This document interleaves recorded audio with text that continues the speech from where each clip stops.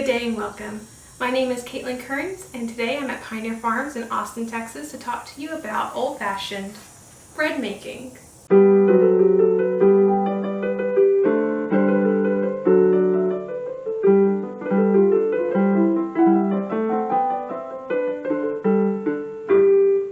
So I'm here at the Jordan cabin at Pioneer Farms in Austin, and this cabin was originally built in the 1850s and then remodeled later on. So we're interpreting today as late 1860s and very early 1870s.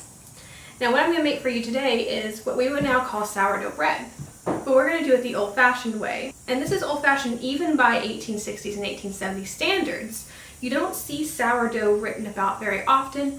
By the 1870s we have other options other than just straight sourdough bread, which was seen as inferior bread because of the sour taste. It was not desirable to have sour bread. By the late 18th and very early 19th century, we have other options for leavened bread other than what we would now call sourdough, including carbonated bread, which was leavened or made to rise via the process of using beer hops as part of the beer making process. And you would take some of that and there would be yeast in that, and you would use that to rise your dough. It gave a much sweeter bread that wasn't nearly as sour, and also very light and fluffy bread, and it was preferred to the old-fashioned leaven. I'm going to speak to you a little bit today about modern sourdough practices as well as the historic type. So we're going to start with, what is this? This is my leaven, and you notice it is literally just a ball of dough. This is what we would now call a starter, or this is how starters began. They did not keep a liquid starter as most of the time people will today in the fridge or on the counter. What you do is you take a ball of dough from your process in bread making. So we will be making leaven today as well, and you save it for your next dough. So it is very thick. It is not anything like we would call a sourdough starter. It is literally a lump of dough, and mine has gotten a little bit limp because I think it's been over fermented, which is not the ideal, but it's been very warm, so that's not surprising whatsoever. And this is the basis of bread making. So for bread making, you really only need a few ingredients. You need something to rise your dough, something to make it light and fluffy if you're making leavened bread. Now you can also make a leavened bread that is just literally typically flour and water, but if you want a leavened, a light fluffy bread, you're going to need to add some sort of yeast or leavening to help the dough ferment and make it rise all nice and fluffy. So this is where our leaven, or our starter, as we call it nowadays, comes into play. And we don't typically have to measure anything, so we're just going to make a lump of dough today.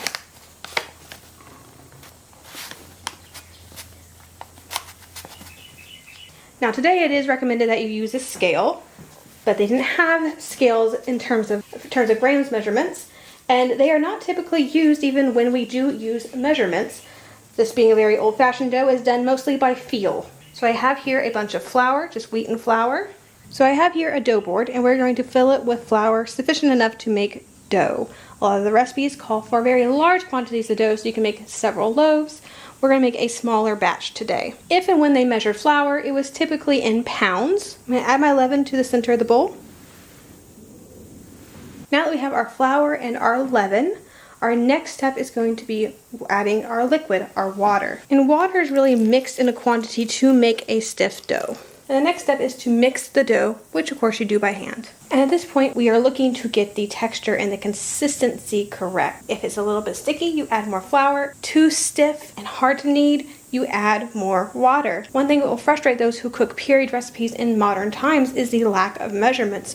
But you have to understand sourdough is very much dependent on its environment and the yeast in the air specifically to where it is being baked. Therefore, recipes won't work for everyone. Someone who makes their bread in a very hot and dry climate is going to need different measurements than a warm and very humid climate, which is going to need different measurements than someone who's in a very cold and wet climate. So oftentimes you will get one, maybe two measurements of all the ingredients in a recipe, and the rest just says to make a stiff dough or to make a loose batter, because you're not looking to get the measurements correct. You're trying to make the dough correct for your area for the day you are baking. Even with sourdough, even in the same area, looks very different in January than it does in August. And that is something very important to keep in mind. The next step is, of course, the kneading process. The kneading process is important to incorporate all of the leaven throughout the entire piece of dough. After the dough is sufficiently mixed and kneaded, it's time for the first ferment, also known as the rise. This can take a couple of hours, all the way up to a day or two, depending on the weather, but because it is quite warm, I expect this to only be a few hours.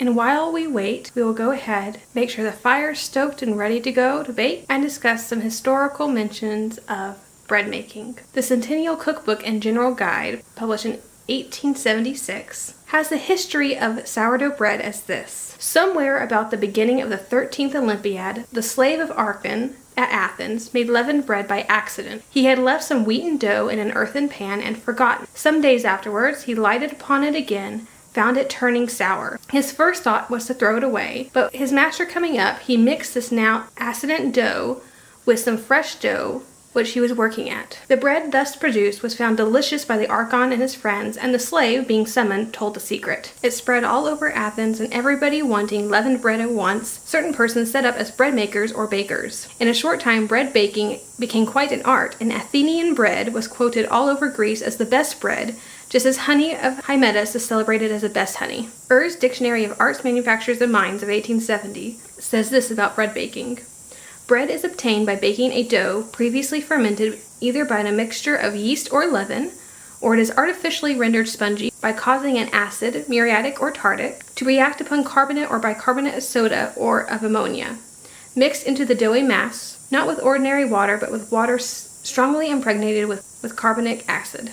A Dictionary of Arts, Manufactures, and Mines has this to say about bread. Flour kneaded with water forms a tough and rather indigestible paste. Heat produces a considerable change on the glutinous part of this compound and renders it more easy of digestion. Still, however, it continues heavy and tough compared with bread which is raised by leaven or yeast. Leaven is nothing more than a piece of dough kept in a warm place till it undergoes a process of fermentation, swelling, becoming spongy, and full of air bubbles, at length disengaging and contracting a sour taste. When this leaven is mingled in proper proportions with fresh-made dough, it makes it rise more readily and effectually than it would do alone, and gives at the same time a greater degree of firmness. Upon the quality of leaven employed, the quality of bread materially depends. It goes on to state, the principal improvement which has been made on bread in modern times is the substitution of yeast or barm in place of common leaven. This yeast is a viscid froth that rises to the surface of beer in the first stage of its fermentation.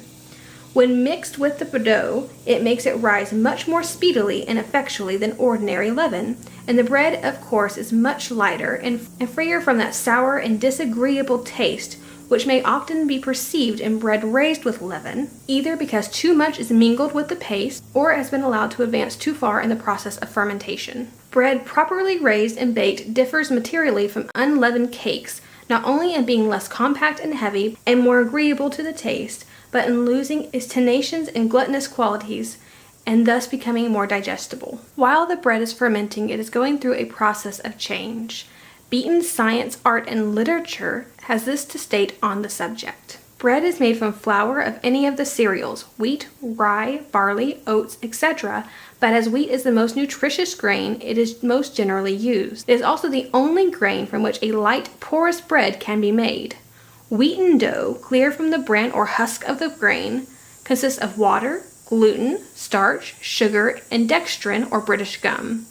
If the dough is left by itself in a temperature between 80 degrees and 120 degrees, fermentation slowly takes place. The starch is first converted into sugar and then into alcohol and carbonic acid. If baked at this period, a light bread with an agreeable relish is procured. If, however, the fermentation goes on too long, acetic acid is formed and a heavy bread with a sour taste is the result. In order to procure a more perfect fermentation, a leaven is employed.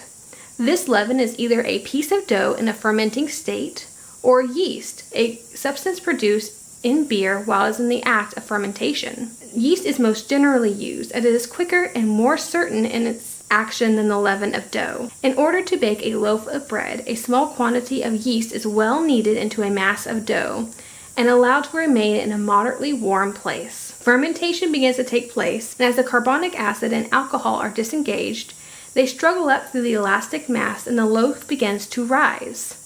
It is then put in the oven where the increased heat causes the further expansion of the enclosed gas and vapor. The process of fermentation is soon checked by the high temperature and the light porous bread is at last produced. Well-baked bread is known by its lightness and the regularity of the size and distribution of the small cells formed by the carbonic acid gas and alcohol. Homemade bread is mostly sweeter, lighter, and more retentive of moisture than baker's bread. A Cyclopedia of Practical Receipts states, bread leavened, using leaven instead of yeast in the same way. About 1 pound to each bushel of flour is usually sufficient. The more leaven used, the lighter the bread made with it will be, and the fresher and sweeter the leaven, the less sour it will taste. Leaven, except among the Jews and sailors, is now superseded by yeast. Now after this first rise is typically when modern bakers this is where you typically do the second set of stretch and folds, and then let it rise again for your second proof. I don't find any records of a second proof in the 1870s manuals. All it says is to let it rise with your leaven, and then put it straight from your rise into the oven.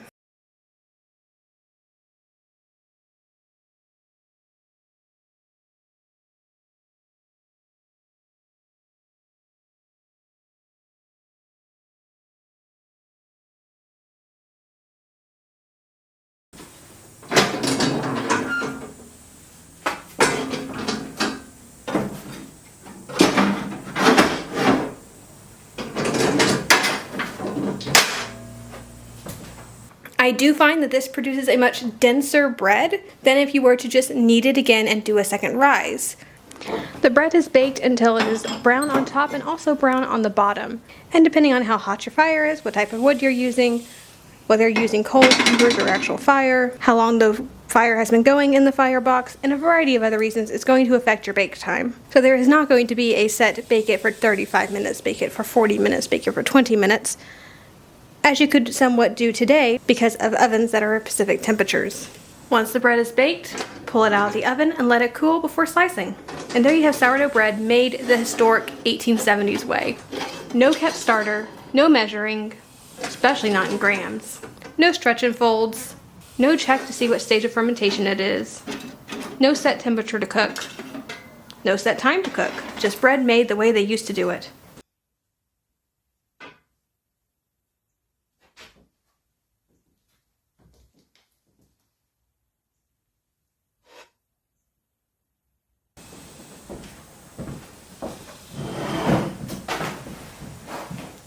And there you have it, the historic 19th century way to make sourdough bread.